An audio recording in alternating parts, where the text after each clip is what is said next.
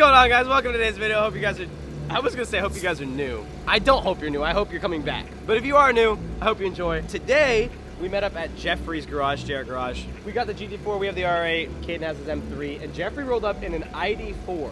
Look at it. I've never even seen one of those in person.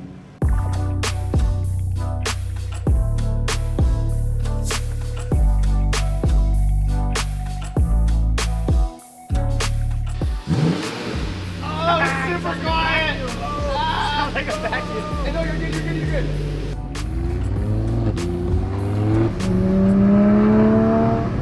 We are currently rolling up to Highline Cars and Coffee, which is, I don't even know if they call it Cars and Coffee, but Highline car event. Probably, in my humble opinion, the biggest exotic weekend event out in Arizona that I've been to. But we're pulling in right now. We are a little late. We tried to be here early, but that didn't work out because everyone lags.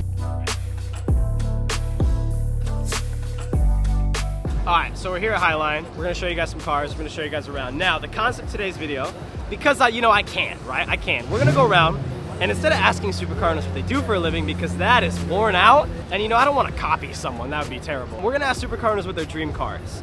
I'm curious to see people who already own supercars, maybe even hypercars. I'd love to find someone with a hypercar and ask them what their dream car is, because it's likely they probably already have it. We're gonna start with my friends, and then we're gonna move on to strangers. You're gonna be in this, okay? All right. But it is supercar owners, and me nor you have a supercar, So we have something in common then. But you guys own supercars. No, I don't. You don't. I mean, it's debatable.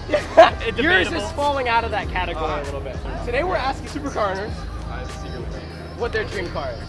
Oh, that's new. So you can have anything. Don't be doing that. Dano Mac ain't, well, he'll be stealing that soon. Don't worry. That's his next thing. Sorry for the shade. Chiron Pure Sport. Anything in the world, that's what you get. That's it. Money, no option. Matte carbon exterior with a red interior. Okay. On the spot. He goes, I want a rebuilt Zonda. So any car in the Anything, world, no money. I think some sort of Pagani. I think like either maybe the Wyra like BC Tempesta package. What about a Wyra R, just track only? That would be sick, but I think I would actually want the naturally aspirated V12 in one of the Zondas. I don't know which Zonda. I guess the craziest Zonda. Isn't the Wyra in an AV12?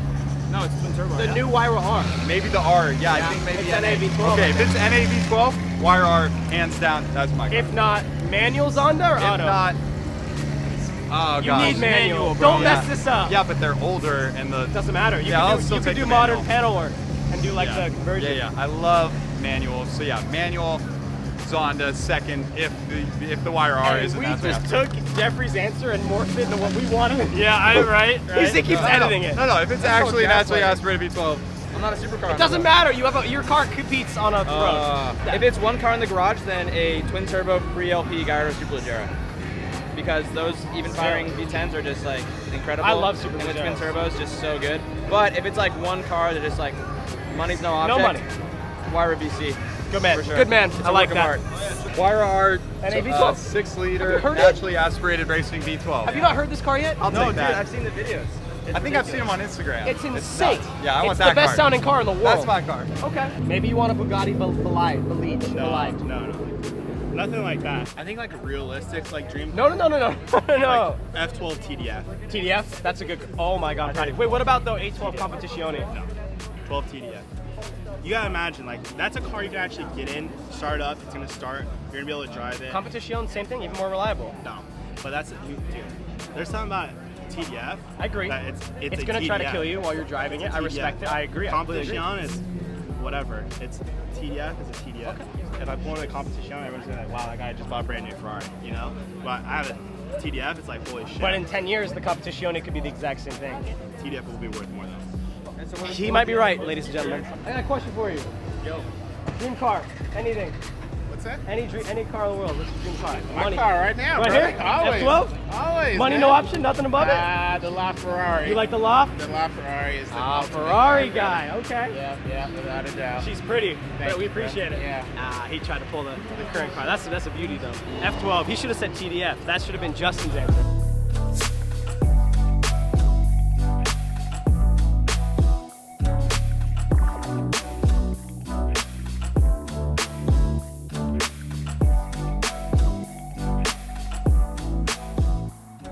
What's up, party people? So it's been a little while. I've been super busy with my main stuff, so I apologize that just my car channel's kind of been all over the place right now. The GT4 has been for sale for so long. It's like I haven't been in the mood to make content with it. Car stuff's just kind of been a little dry in Arizona lately. And especially since I'm new out here, there is gonna be periods where I kind of struggle to make content. So if anyone's out in Arizona, either has a car you wanna film a video with or has some car content for me, let me know, DM me on Driven by Jordan's Instagram. The GT4, finally, after a long, long time, has a deposit on it. Now, obviously that could fall through, but there's a lot of buyers. I have multiple backup buyers. The car's definitely gonna be gone very soon. So once I sell my car, I'm gonna have nothing. So I'm trying to plan for the replacement. For a little while, I think you guys got a point, I kind of wanted an E63 wagon.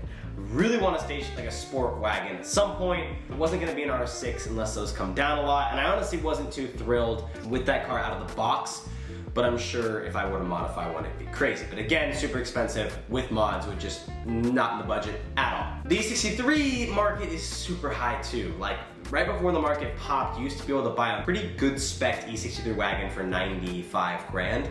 And now the good spec ones are going for sometimes 115, 120. I'm kind of looking for a car that hasn't been affected much in the market, which is pretty thin. And I'll be honest with you guys, I'll tell you all the cars I'm interested in right now. You guys give me your opinions down below. I took a poll on Instagram today. 2 of the cars I'm interested in, debatable. Some of these cars I'm really interested in, some of these cars I'm not at all. One of the cars I'm the most interested in is the M3 CS. Why am I not going for an M2 CS? Why M3? Why F80? A lot of people don't like that S55, which is still in the M2 CS. I had my Gen M2, which I loved, and that was the N55, and I preached that the engine was so good, and I preached that I hate the S55. But I have made it public that I've always been a fan of the F80 M3. I'm not really a hater of the new M3. I think the new M3s are great. I think the new X-Drive M3 is a huge package, especially for the money, but the money is still a lot. I mean, 90,000 plus for an M3 is hard to bite on. The M3 CS, let me kind of give you my thing. I've always wanted an F80 M3. I think it's one of the most beautiful cars visually, exterior and interior wise, if you take a car like the CS that BMW's built in a while. It's kind of like the E92 M3 for me. Though I'm not a huge fan of driving the E92 M3, when I was at my peak of being a little car kid, or I guess when I was at the start of being a car kid, that car came out, I was already a huge BMW fan, so to me that was like a Ferrari on the road. The F80 M3 came out more at a time where I was peaking in my like car kid phase, like where I wish I could kind of go back, and I've always wanted one. And I think for a four-door sedan, it's one of the best cars for the money. Now, regular M3s are up with the market right now. Before the market went crazy, you could pick one of those up, dude, a good one for 35 grand. A comp, mid-40s.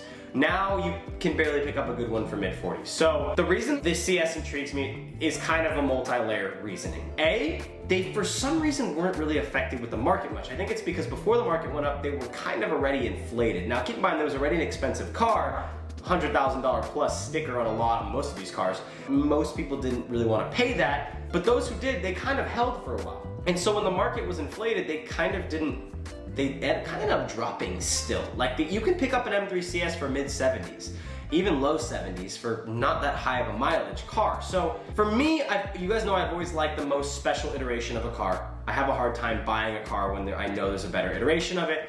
I love the interior on the CS. I love that it comes already set up. And if you're gonna pay 55 grand for a decent M3 comp right now, I'd rather just pay 70 grand on a car that there's only, what, 500 in the States, 1,200 in the world, roughly like that, 600 in the States. And I think a car that'll go down in history is a very, very well recognized vehicle from BMW. Another thing, some people don't know, the M3 CS weighs less than the M2 CS. Just wrap your head around that, doesn't make any sense. Is a faster Nürburgring time than the M2 CS. In my head, I would have presumed the M2 CS, the coupe, which, keep in mind, if you build both cars, the M2 is one of the best chassis out of any car on the market right now. If you run proper suspension, build the engine properly, those cars will impress you beyond belief. The reason I can't do an M2 CS is because I will not pay $95,000 for that car. I just will not. If those ever come down to like the 70s range, I will 100% pick one up. Will it? I don't know. It could be one of the last special cars to ever leave BMW until everything goes electric. And now another huge reason all these replacements need to be four-door. I want a four-door car right now. The entire point of this car is going to be to do road trips, to do content, to travel, to be able to take people on trips. I think it'll be awesome to have like 4 people road trips. And I want a car I can put miles on. Is a CS that car? I don't know. But I always kind of look at it backwards. Special cars do tend to depreciate more with miles, but at the same time, that's not always true. Because sometimes if a car is more special, it'll actually be less affected by mileage because it's always special.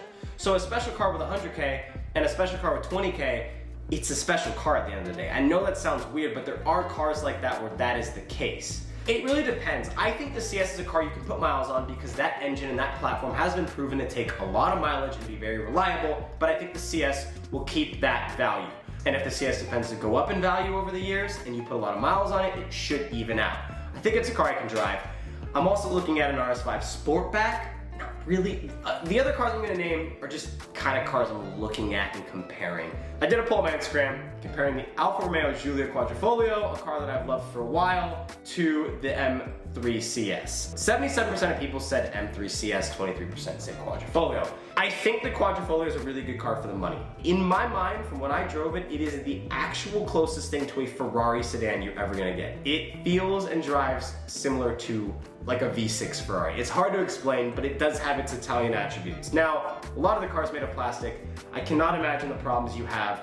I don't need a warranty car if I get an M3, but if I get a car like that, I don't think I can not have a warranty car. So there's that car. RS5 Sportback, I've always just been a fan of what it looks like. I think it would make a good road trip car, but it's really only good in a straight line. You can make them quick, but you can't make them RS3 quick.